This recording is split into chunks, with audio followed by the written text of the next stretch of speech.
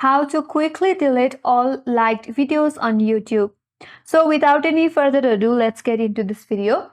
First of all, launch the YouTube application in your mobile device and make sure that you're logged in with your account. Once you land on this home page, now navigate to the bottom right corner and then tap on your profile icon that says You.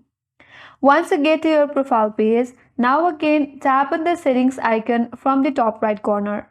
That will take you to your settings page. Here, tap on this option that says Manage All History.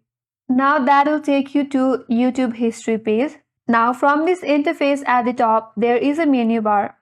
From there, tap on Interactions. Now under this page again, there is YouTube videos, likes and dislikes.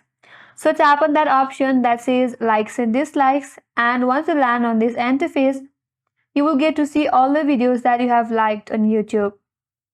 Now if you would like to go one by one, simply go to that specific videos, and on that videos there is a cross icon. If you tap on that, it gets removed from that list and then tap on Got It.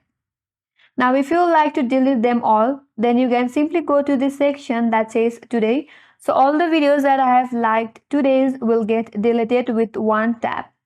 So tap on this cross right here and there you go, the video has been deleted.